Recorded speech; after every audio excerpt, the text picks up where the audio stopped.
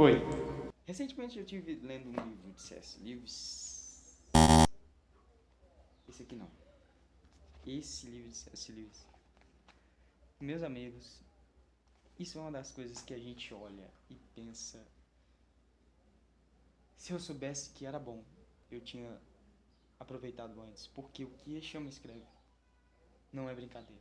Se eu soubesse que ele escrevia tão bem, eu já tinha comprado a coleção dele inteira para poder ler.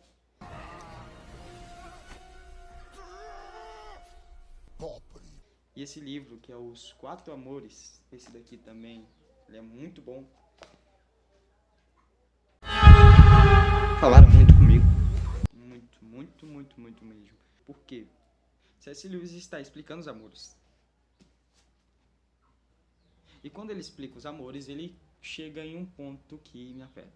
Muitos de nós já ouvimos que o marido, ele deve amar a sua esposa, assim como Cristo amou a igreja e se entregou por ela. Conforme está escrito lá em Efésios capítulo de número 5, versículo de número 25. Eu não sou casado. Ainda. Mas pretendo ser. E eu venho aprendendo muito sobre amor com esse livro. E principalmente aprendi hoje com o que ele diz sobre masculinidade cristã. Muitos de nós pretendemos encontrar uma parceira perfeita. Que não fale, que não erre, que não peque, que venha vestida de branco, montada sobre um cavalo, que hora, Dom Pedro I, e eu chegava em meu cavalo, e você era o meu cavalo? Não. que resolva todos os nossos problemas da vida, e a verdade é que não. Não, a solução do seu problema não está em um casamento. Um casamento vai chamar você para resolver problemas, que muitas das vezes você vai ser o culpado. Muitas das vezes eu serei o culpado por alguns problemas dentro do meu casamento, porém eu não posso deixar que esse problema venha afetar o casamento e sim resolver. Então, se você pensa que casamento vai te livrar dos teus problemas, não. Casamento não livra ninguém de problema. E se não for cuidadoso, aumenta o problema mais ainda. E muitas vezes a gente espera que essa pessoa venha pronta, preparada, que venha ser a pessoa mais perfeita do mundo, que vai nos fazer... que vai nos fazer feliz. Mas na verdade, a felicidade não é encontrada assim. A felicidade ela é encontrada em Cristo, quando nós vivemos uma vida em comunhão com Ele. E assim seremos uma só carne com uma pessoa no futuro. Porém, nós seremos uma pessoa que tem Cristo na vida. Não procure resolver os seus problemas se casando, porque isso vai dar maior frustração. Então, C.S. Lewis estava aqui falando sobre pessoas que em um casamento. E ele usa uma analogia muito boa, que é a mesma analogia que Paulo ele usa em sua carta aos Efésios, no capítulo 5, versículo de número 25, que o homem deve amar a esposa, assim como Cristo amou a igreja e a si mesmo se entregou por ela, porque amou. Porém, como eu falei, as pessoas não são perfeitas. Pessoas erram, pessoas falham, pessoas elas têm pecados, pessoas elas têm deslizes, pessoas elas fazem coisas erradas. E, ok, eu e você, sendo cristãos, vamos dizer, nós somos a noiva de Cristo, porque nós fazemos parte da igreja, e Cristo é o cabeça da igreja.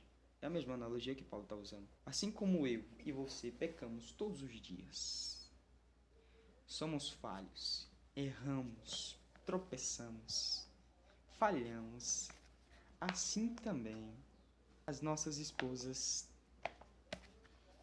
procederão. Não, cala essa boca! Por quê? C.S. Lewis, quando ele está escrevendo, ele diz aqui nessa parte: assim como Cristo vê na igreja, falível, orgulhosa, fanática ou morna na terra, aquela noiva que um dia não terá nenhuma mancha ou ruga e que trabalha para produzir essa última sessão, de modo que seu marido, cuja liderança é semelhante à de Cristo, nunca entre em desespero. Ele é o rei Compentua, que depois de 20 anos ainda tem esperança que a moça mendiga um dia aprenderá a falar a verdade e lavar atrás das orelhas. Eu vou sintetizar aquilo que ele falou. Primeiramente, ele está falando que pessoas sempre terão falhas. E mesmo dentro de um casamento, isso vai continuar acontecendo, de as pessoas continuarem sendo falhas. Pois bem, chegamos aqui aonde C.S. Lewis vai falar. Porque na visão dele, a liderança de Cristo com a igreja está ligada em uma coisa. Ele está buscando dizer que a liderança de Cristo, ela não é encontrada quando olhamos para uma pessoa e ela parece a oitava maravilha do mundo. A liderança de Cristo não está encontrada quando nós olhamos e pensamos, nossa, que pessoa perfeita, ela é a pessoa da minha vida, com ela que eu quero casar e ter 12 filhos. Não. A semelhança da liderança de Cristo, ela está encontrada enquanto nós conseguimos ver defeitos e permanecer sem ir embora. Ok, ele usa um exemplo de um rei Competua, que ele sempre tem a esperança de que aquela pessoa mude, mesmo às vezes a pessoa não querendo mudar. Como assim? Como somos a igreja e Cristo é o cabeça, e nós falhamos todo dia contra Cristo, o que C.S. Lewis está procurando dizer é que o amor de Cristo pela igreja, ele não está demonstrado enquanto a igreja é perfeita, infalível, imortal. Não. O amor de Cristo pela igreja, ele está demonstrado enquanto Cristo suporta as falhas, suporta os erros, perdoa as falhas, se entregou, se crucificou às suas próprias vontades para se entregar pela igreja. Então, se a gente for casar com um pensamento de, nossa, eu vou casar, vai ser tudo as minhas maravilhas, não. Queremos ser liderança como Cristo foi para a igreja e como é até hoje, então nós devemos estar preparados para ser como ele foi, que perdoa a igreja, mesmo a igreja sendo falha, mesmo muitas das vezes, igreja eu estou falando dos membros, pessoas, conjunto de membros da igreja formam a igreja. Mesmo sendo falhos, somos pessoas que, para Cristo, temos a esperança dele de que um dia venhamos a mudar. Muitas das vezes no casamento encontrar eu, pelo amor de Deus. Como eu disse, eu ainda não sou casado. Pretendo, mas ainda não sou. Eu estou aprendendo as coisas básicas. Aprendemos que não é o quanto nós conseguimos admirar as qualidades, e sim o quanto conseguimos suportar os defeitos com uma esperança de que vai mudar.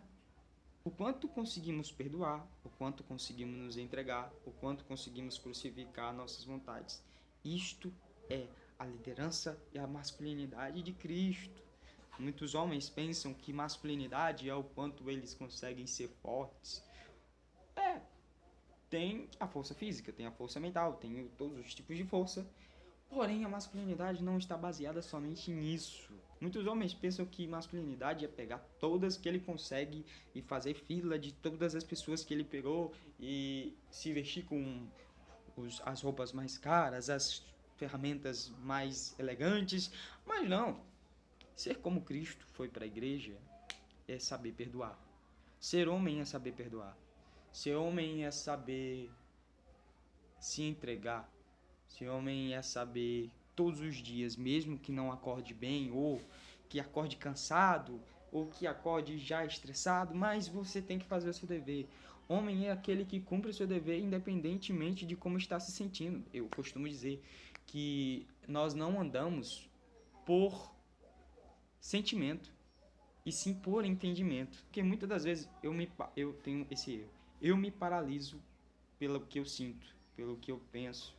E não deve ser assim. Nós devemos andar não pelo que nós sentimos, e sim pelo que nós sabemos. Então isso é por entendimento.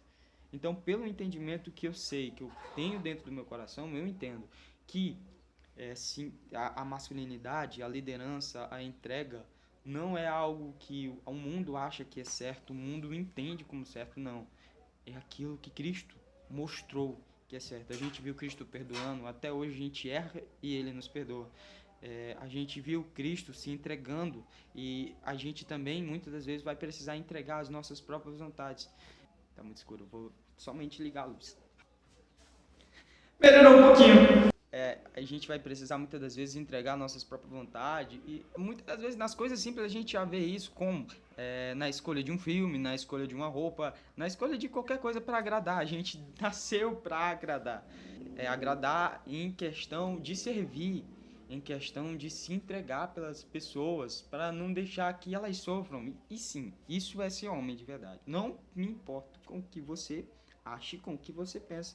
Eu me importo com o que a Bíblia diz. E a Bíblia diz que isso é certo e eu fico com a Bíblia. Homem de verdade é aquele que serve, é aquele que se entrega, é aquele que tá junto e é aquele que sabe perdoar. Porque rancoroso não tem como, não desce. Então, de acordo com C.S. Lewis, esse é o posicionamento dele e eu também acho. Isso é certo. E pra você? O que é masculinidade? Você concorda com C.S. Lewis? Ou discorda? Essa é uma das primeiras séries de vídeo que eu quero fazer, de opiniões minhas, de conclusões e de coisas que eu, em meu íntimo, eu creio ser certo. Então, até a próxima.